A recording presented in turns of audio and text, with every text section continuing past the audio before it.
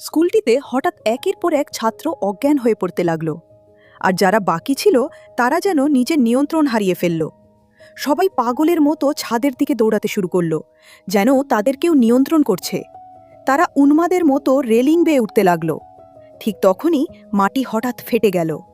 মনে হচ্ছিল ভয়ঙ্কর কিছু ভূগর্ভ থেকে বেরিয়ে আসতে যাচ্ছে। যারা এখনও সচেতনে ছিল তারা ভয়ে দৌড়ে পালাতে লাগল। ঠিক সেই সময় নারী শিক্ষক হাতে একটি জলজলে তলোয়ার নিয়ে ছুটে এলেন। তিনি তলোয়ার দিয়ে হালকা করে ছাত্রদের কাঁধে স্পর্শ করতেই তারা নিয়ন্ত্রণ মুক্ত হয়ে যায়।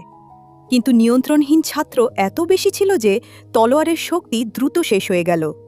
হঠাৎ মাটি পুরোপুরি বিস্ফোরিত হয়ে গেল এবং শত শত বছর ধরে স্কুলের নিচে বন্দী থাকা এক বিশাল দানব মুক্ত হয়ে বেরিয়ে এলো।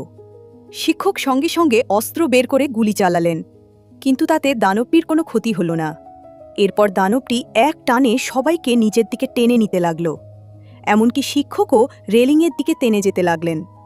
ঠিক যখন সবাই প্রায় গ্রাস হতে যাচ্ছিল, তখন পুরুষ শিক্ষক তার হাত শক্ত করে ধরে ফেললেন। শিক্ষক হঠাৎ এক অদ্ভুত শক্তি অনুভব করলেন এবং অস্ত্র তুলে দানবের মুখের দিকে তাক করে গুলি চালালেন। দানব আক্রমণটি গিলে ফেলতেই তার চোখ উল্টে গেল এবং সাথে সাথে বিস্ফোরিত হয়ে অসংখ্য মিষ্টিতে পরিণত হয়ে চারদিকে ছড়িয়ে পড়ল।